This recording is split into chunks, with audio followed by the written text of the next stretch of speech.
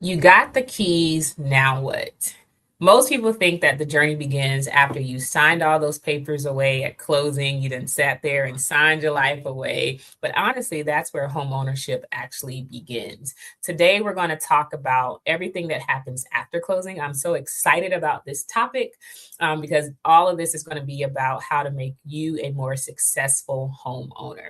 Welcome, guys, to another episode of Teach Me Tuesday. Right now, we have the duo, me and Mr. Wilmot Berry here to give you guys some practical tips and advice on now that you're a homeowner. Let's say after you actually buy a house, what actually comes next. I think this is so important because not Right. only do we kind of teach you guys about how to prepare for home ownership, I think Mhm. as another tool for preparation, learning what actually happens after you become a homeowner is super important as well, because Absolutely. during that planning process of becoming a homeowner, having that, final step, that end step in mind, it'll help you kind of put some things into perspective as you are journeying through this home ownership journey of ours. All right, so we're gonna jump right in. So you get to the closing table, you got your keys, now you're all excited. You took all your pictures with your agents. You may have even done a final walkthrough in the beginning.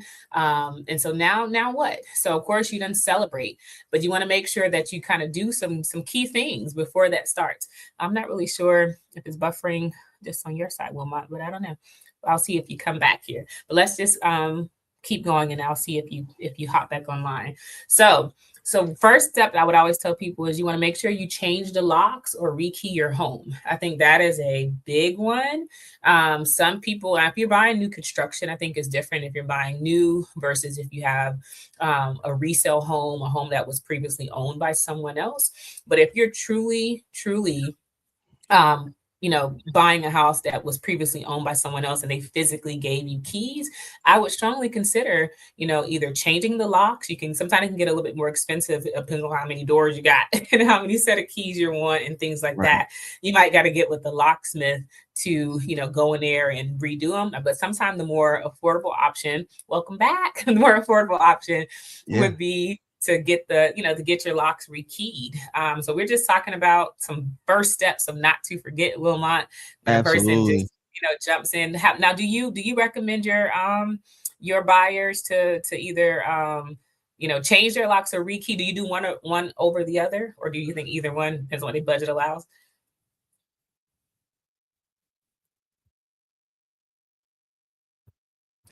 No, I lost you. Well, when he comes back in, I'll keep going. I think rekeying is just as fine. I think it definitely works. In the meantime, I tell you to always update your mailing address. Sometimes people forget that simple task, that simple step of, hey, you to move from one place. You want to make sure you update that mailing address with your bank. You want to make sure you do it with especially important bills or expenses and things of that sort. You want to make sure you transfer utilities if you haven't done that already. Sometimes, that previous owner may keep the utilities on for a little bit, and then sometimes they don't. It looks like Brian did type us a question like, what type of warranties should a new homeowner explore?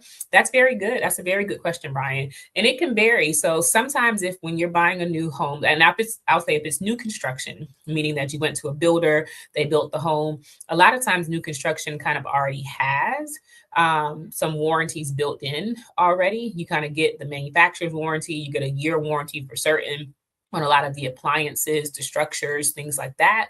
But you can purchase outside warranties as well, which is good to have to cover like your HVAC and plumbing, electrical, which is super important to have. You never know, even though you may buy something new, or even if you're buying something that's pre-existing, you never know, when something may malfunction because, things aren't perfect.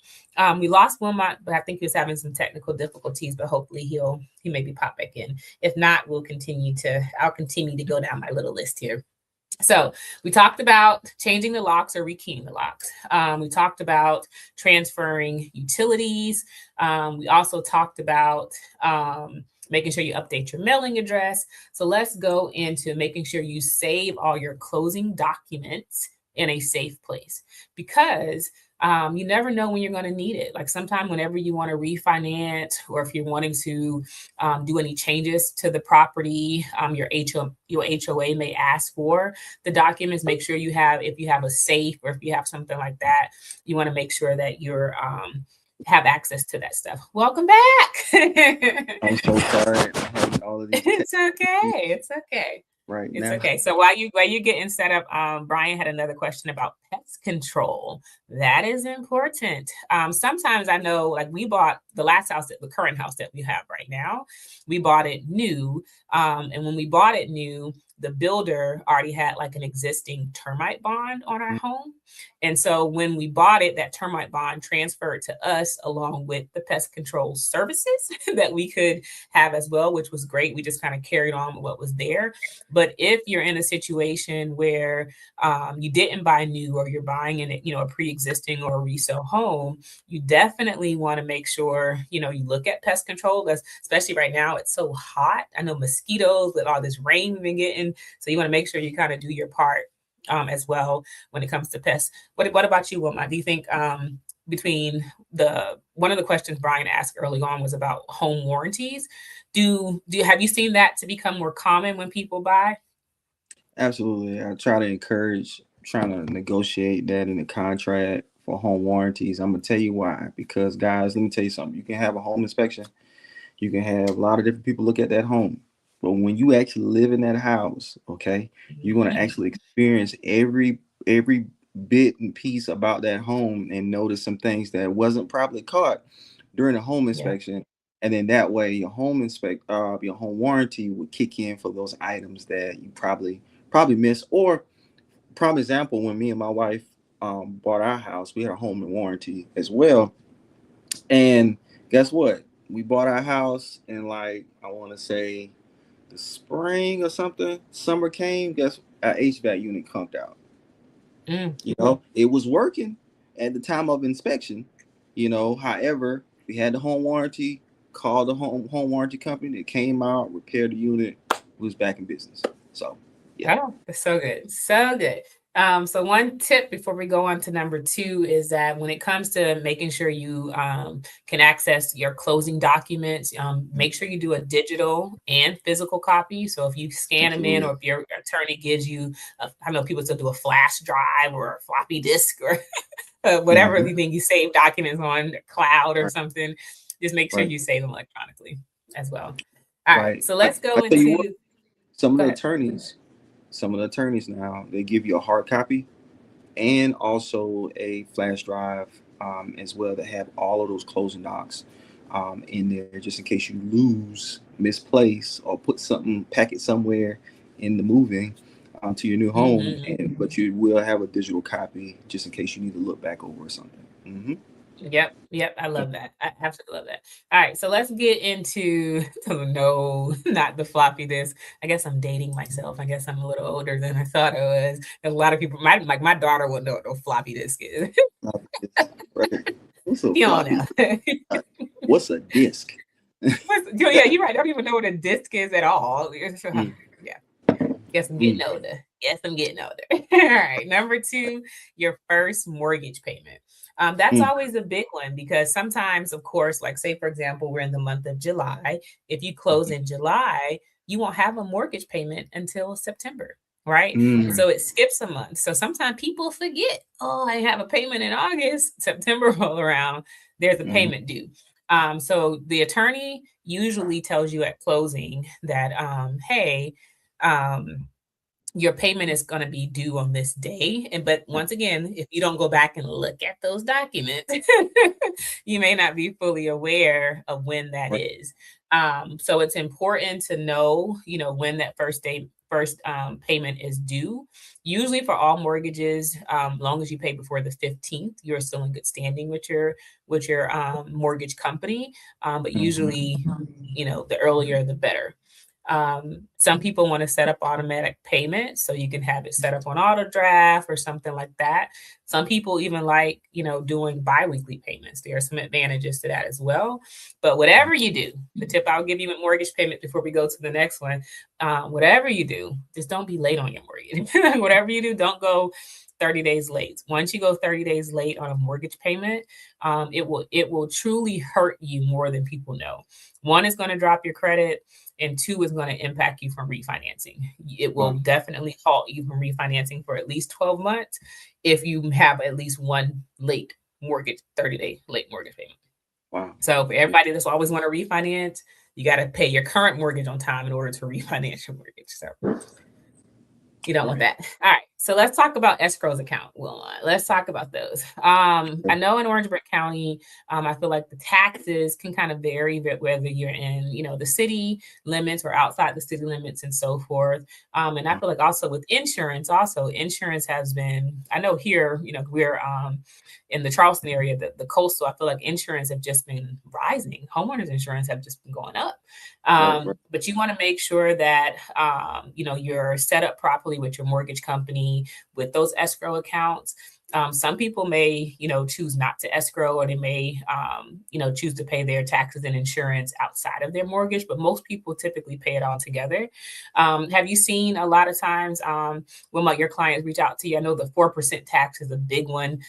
People Mhm. forget to do it a lot. But do your clients typically reach out to you and be like, "Hey, I got this tax bill," or something changed on my mortgage or something like that? Do you get those Oh calls? yeah. Oh yeah. Oh yeah. Don't, if you forget to pay, if you forget to take that document to the city a tax assessor's office, um and you don't let them know that you are a resident and that this is your primary resident, your Mhm. bill will go up significantly, and Yes. you will feel it. So, and then at that point, I get the call, and then I'll let them know what the process is to get that rectified. Yeah. Mm-hmm. Yeah. Absolutely. So Brian asked the question, what is the benefit of biweekly payment, and does every company allow it? That is Mm. a great question. No, not every company allow biweekly payment. Well, I would say not every company allows you to kind of like maybe set up auto biweekly payments, but you as a consumer, or you as the client, the customer, you can elect to pay your mortgage biweekly. And the benefit of that is it helps cut down on the interest. So like if you ever heard that saying, if you make one extra mortgage payment a year, you could Right. save, you can shave years off of your mortgage. Instead of taking 30 years to pay off a home, you can probably cut that down to 25 because you then attack the interest. Doing it bi-weekly allows you to kind of expedite that because you're pretty much essentially reducing the interest that's accruing between those payments, which Mm. if you had an amortization calculator, the nerd in me, you'll be able to see how it's slowly Mm. saving you more money, and you can pay that mortgage off a lot quicker.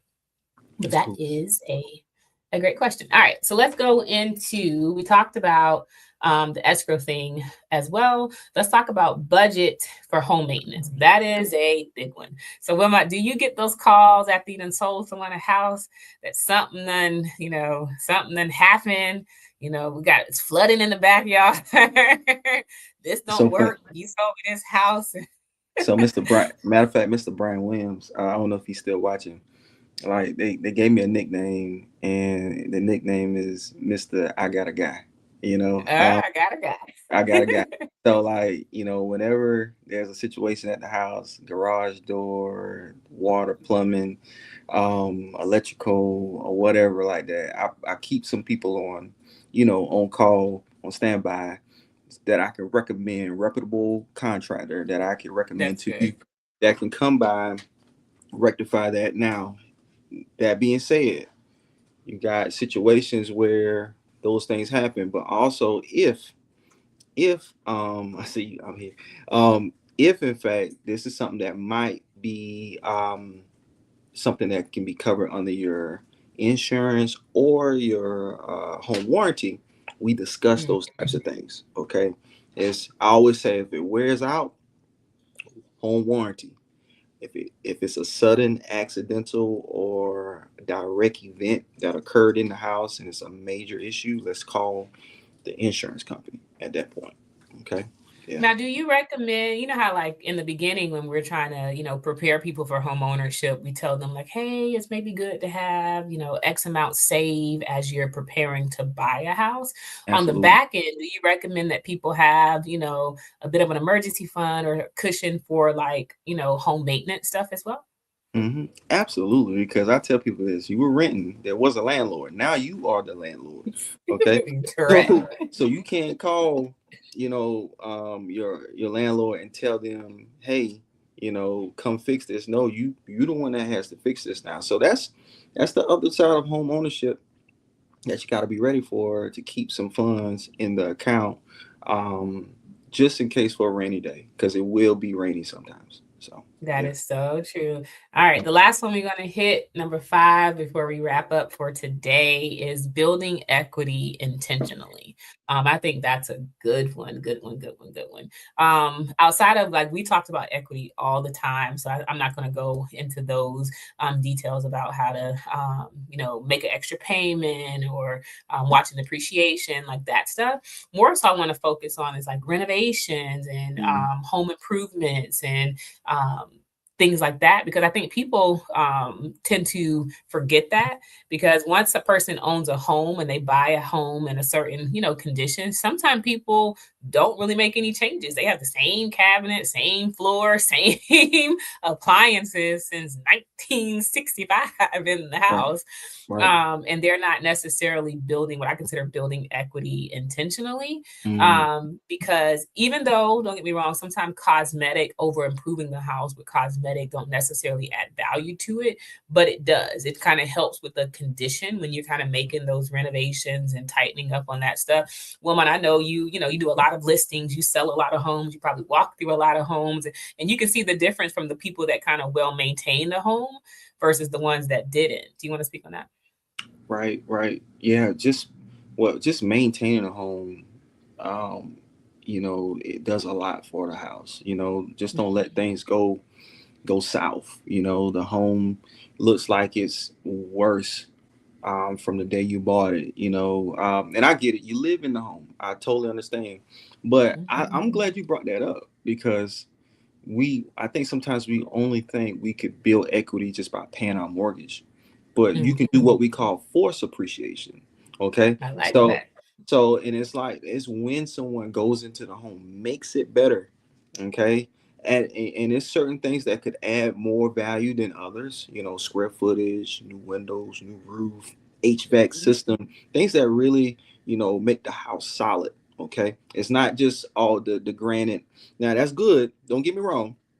But it's certain things that do carry more weight to add more value to your home. So yeah, Oh, I love it. Great, great, great advice. Well, guys, that is our time for today. I feel like it goes by so fast. It it really did. does. 15 Sorry minutes for go the by fast. sorry for the tech tech issues I've had, but small little plug, guys. If you want to be a home buyer, okay, or a home Yes. owner, I have a free home buyers class tomorrow, starts at 7 p.m. If you need the link, let me know, message me. I will send you the link for you to register. We will be talking about everything home buying, and also what mistakes you do not want to make when you buy homes. Love it. Right. So definitely check out his webinar. You said tomorrow, 7 p.m. Tomorrow, 7 p.m. You need the All link right. to register. You need to register to get the link. So yeah, All right. Tomorrow, 7 p.m. And once again, guys, thank you guys for tuning in for this episode of Teach Me Tuesday. You guys have a great week. have a good one.